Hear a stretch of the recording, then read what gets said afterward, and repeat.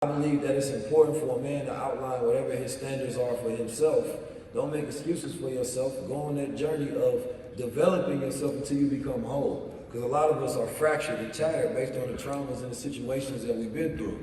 Nobody has the responsibility to be perfect, but everybody has the responsibility to grow. Sister right here.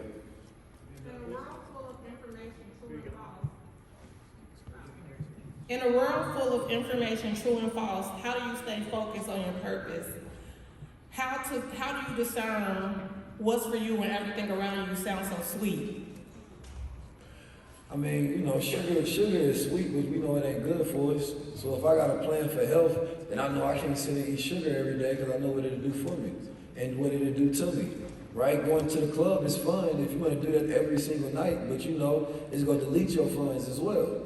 Right? You know that you must be doing it. You got to ask yourself, why would I do it as well? What is it that I'm covering up? For me, it's about discipline. Discipline don't mean that you're perfect at all times, but you grow within it, right? So there can be times where you have a lapse of discipline and you may be hard on yourself, but at first, shit, you was doing that all the time, right? So the more you grow, the harder you on yourself because you want to maintain that level. For me, you know, just knowing who you are and having a certain amount of integrity and a true belief in whatever you consider to be God is becomes your North Star.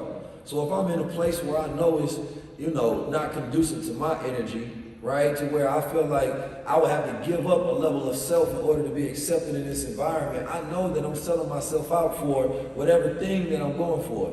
So for me, I ain't never gonna sell my soul for some goals.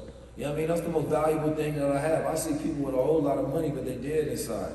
You know what I mean? So for me, wealth is joy. It is peace.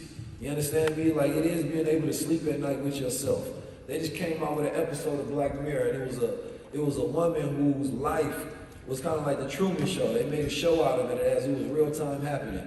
Now she was able to do all of those things that she probably wouldn't think of at all. But the moment that the whole world could see it, she felt ashamed about herself, right? And I kind of thought about that concept, like, you know, those moments where we by ourselves, right? And the moment that we portray who we are to the world, how will we truly perceive? Will we really be proud of ourselves that the world can see who we are, not what we project? So my job is to make it line up as much as possible. If y'all was watching me live all day long, you know, is my public persona, you know, the same as my secret self or my private self? So nobody is like that, right? There's nobody that I know that's perfect. But the people that I see working to grow and become better, those are people that I love because that's what life is about. It's about motion.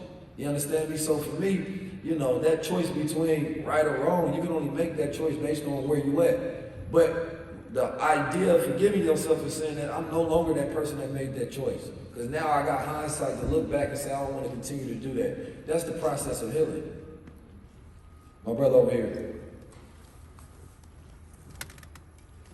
Hey, so my name is Edward Jackson III, and I want to go a little left for a more tactical question. As a new entrepreneur who's launching a startup, going out to start raising equity capital from some mentors that I have, what are 3 keys you can give me to go into that dinner and walk out with a check? Number 1 is confidence.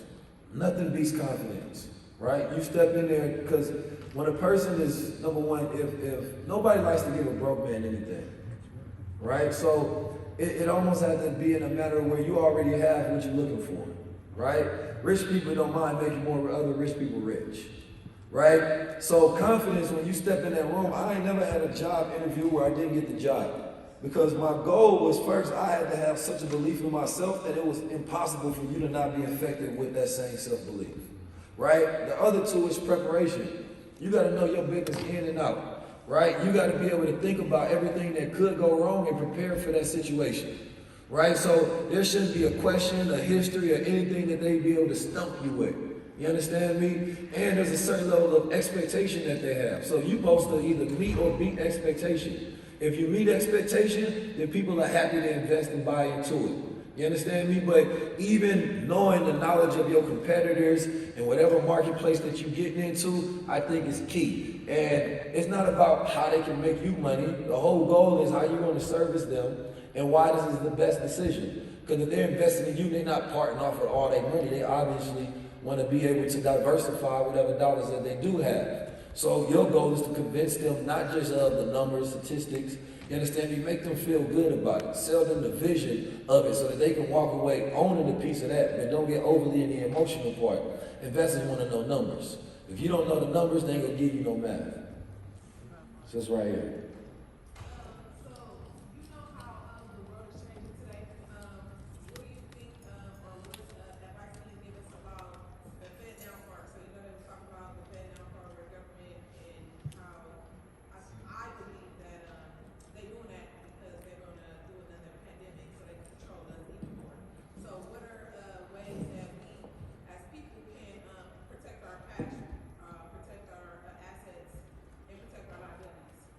That's a good question. Well, don't protect the liabilities.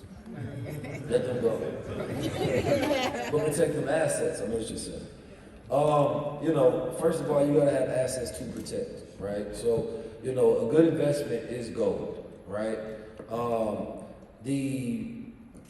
What is they called? They're buying up gold a lot right now. Your government is buying up gold, right? So it's important to look at, as we have a war for currencies that's going on, whether you're talking about the Fed now, which is more engineering a social credit system, right? Which also goes to the social welfare, making you completely dependent upon the government, which means you have no dependency upon self, right? Which is a trick bag. You understand me? Some people stay on welfare because they know the welfare is coming. You understand me? So now you completely consented to whatever regulation that the government stipulates that comes along with that money. Right? So all the things that we teach about when it comes to assets, when it comes to skills, you got to actually execute those things. Those are already the answers. Right? The average person is not actually building a portfolio to say, oh, I got gold, I got land, I got some Bitcoin, right? Because they, you know, the SEC with Gary Gensler, he's so-calledly against crypto, but they said that Bitcoin is not a security. You understand? And they said all the other cryptos were, but at the same time, you got to understand how to operate globally, right? We think too local. Because just because something is happening in the U.S. doesn't mean it's happening across seas. So diversifying your money, especially as America is not being the world power as we fighting with China and BRICS and things of that nature, if you have some assets, then you want to globalize those assets. You can invest in different places. So protecting your assets, it looks like hedging, right? Inflation, I don't think it's going nowhere, right? So that means that sitting your money in the bank is even a worse idea than it was in 2020. Cash will have to go through some period of deflation. If you don't know what that means, that's your study, right? So number one is education. When you have the knowledge, you know what to do in every situation, right? You gotta have an emergency stock. We was talking back there in the back that you gotta have a new level of broke. You understand me? Some people think that broke means $0, that means poor, right? Your broke is supposed to be a level that you never let your dollars reach down to, right? And then from there, you already know that that's time to save. You understand me? You got to always have, like my brother said, your money moving in some capacity. Money is energy. So it's like when the market looks at and is uncertain on what's going to happen, people dump their money in gold because it's a safe haven. They're like, I don't know what's happening with bonds. I don't know what's happening through war. So they say, okay, let me put my energy over here. Let me put my money over here. Right? One thing that we haven't learned collectively is how to manage our own energy. Right? Who should you call? It's kind of like investing is like, who should I call when I want to think about business? You're not going to call a friend that just wants to party. That's a liability. Right? So it's say, no, I need somebody that's going to help me increase this energy and multiply it. Right? It's the same thing what an investor does with their money. When I want to think about, times of uncertainty, I'm going to invest it in things that I know are sure. Right? If you're having a bad day, you don't call your friend that has bad days all the time as well. You will call the one that's always confident, usually never have bad days. That's the person you can rely on to be solid, right?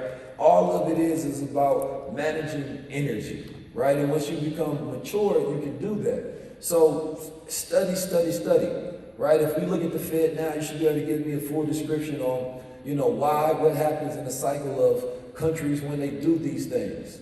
Most of the things that we pay attention to today have 0% meaning in our lives. Right? So for me, I'm studying, the future, right? So I can make the decisions in the present, not to be worried about what's going to happen. Thank you for that question. My sis right here with the glasses. Make sure you look at my glasses. Yes, ma'am. So, yes. My question is, are there certain areas in your life that you use crystal technology to amplify your energy? That's a good question. Yeah, at home, right? At my home base, we got crystals all around. You understand me? I understand what a crystal is, right? So, you know, you got to think about, a lot of times we've lost that knowledge, right, of how to set up our home base, right? And how to make it an environment where you can actually live and thrive in, right? I want to be able to walk into my home and be in rest and relaxation. Because when I'm in the ward, I'm outside, which I was substituting for war, it's anxiety filled, right? When a person is healed, that means that their nervous system is relaxed. They no longer in fight or flight.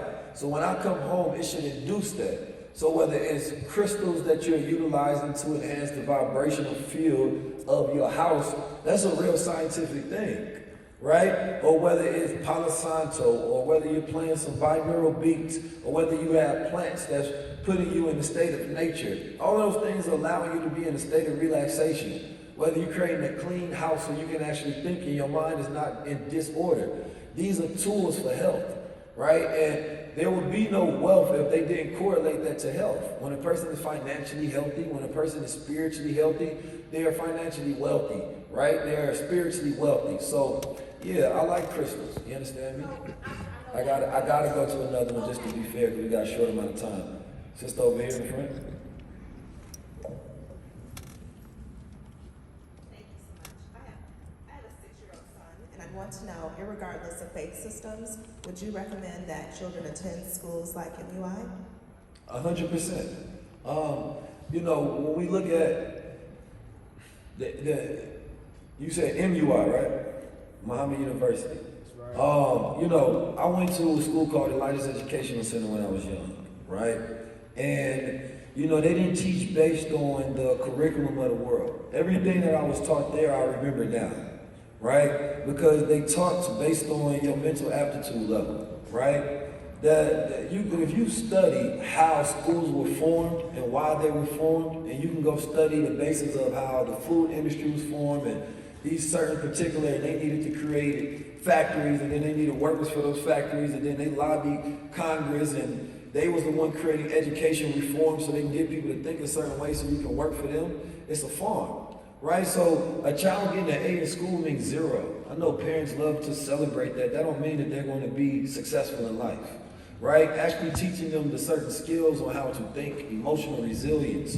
You understand me? How to develop a vision, how to strategically think, right? Developing rationality and creativity. Learning about your history, which implants that confidence that you have within self so you can go out there and execute, right? Those are the things that's going to allow you to play the offense when you go out in the world. My confidence comes from self-knowledge, right? And understanding the nature of the world. And I was taught about that since I was a child. We was taught what is the measurement of the earth and the sun and the real estate of our planet Earth so we can take ownership of where we are. So therefore, I don't feel landlocked to a grid to say I'm from this city, this block. No. I'm on the planet Earth, and this is all mine. I'm going to Ghana next week. That's one of my spots. You understand me? So it's like teaching children in a matter to where they can be prepared for the world, not protected or shielded from the world. That's what MUI does. One last question, the sister in the back.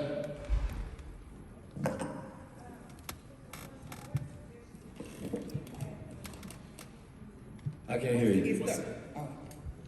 What suggestions do you have for someone who wants to get started and stay motivated and bettering themselves, but they suffer from one or more mental illnesses and have absolutely no genuine support from family and friends? That's a tough question right there.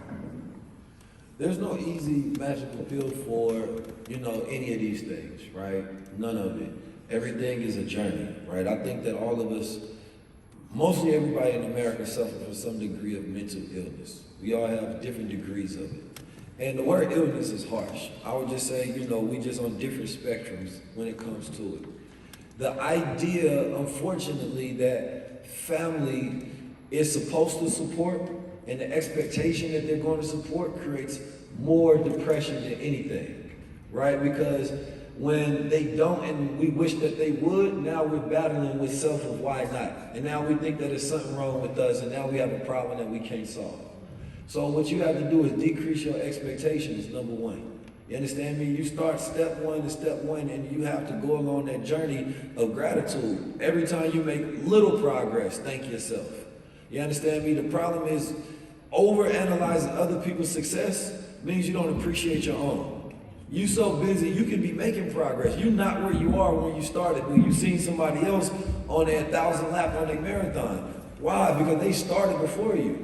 Right? Or they have tools and resources. So you got to be able to appreciate and clock your success and win daily. Sometimes winning daily is just having a good day.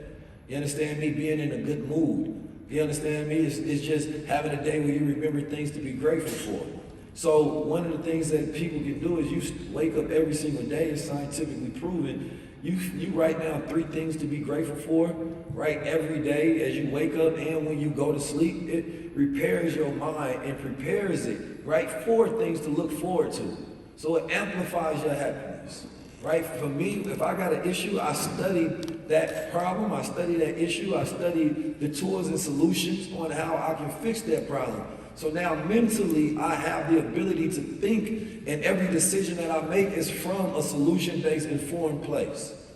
The problem is most of the time we only know about the problem. We don't know about tools and solutions. So we have to become a people who completely shift our focus from what the problem is to what are not only the solution, what are the tools? Like what are things that I can do daily? You understand me? That will allow me to have a temporary fix, even at least. Like for me, when I was going through a lot of anxiety, I had to learn how to breathe correctly.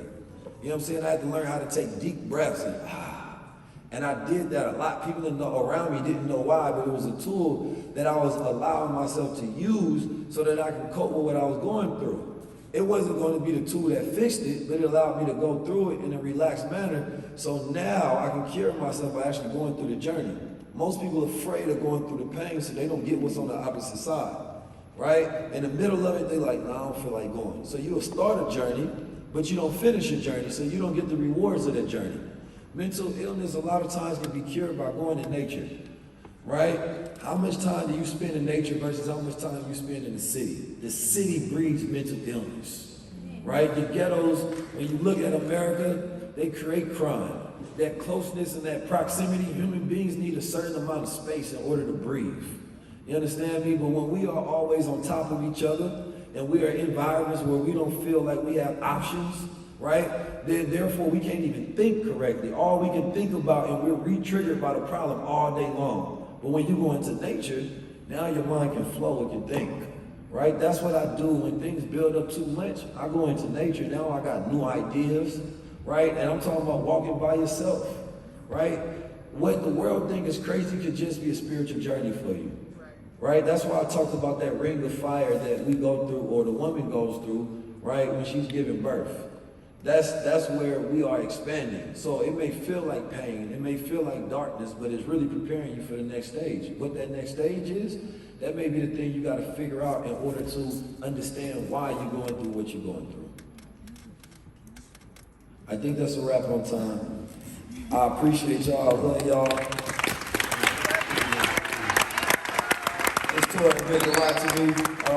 We was able to cruise a concept out. This has been, a social experiment, if you will, to see where our culture is, right? Do we want a new culture? The answer has always been yes, right? But people act like we've been low level and we want low level. There has always been a percentage of us that wants higher consciousness, that want the answers and solutions, that want to stand confident, that want to move, that want to build wealth. But if nobody stands in front of us and give us those keys, like this wasn't TED Talk, this is God Talk. We bring the brothers on here to present your concepts. Brother, people may live in this city and never get this stage. This ain't the tiny desk, this the big stage. You know what I'm saying? That's what we brought. We got the music, we got the vibes, we got the education, we got the energy. So now you get to go home with that energy, and now you get to pour that back into the city. Pour that back into yourself. Pour that back into your family. So we curated what it looks like to have a new culture. And the bigger the budget gets, the bigger the movement gets. You understand me? So I appreciate y'all because y'all have made this happen. Without y'all, there is no tour. So the people is what I appreciate the most, and I love y'all. I think my brother, is it a wrap for the merch and everything? We done? That's it, man. Y'all completed the tour. I love y'all.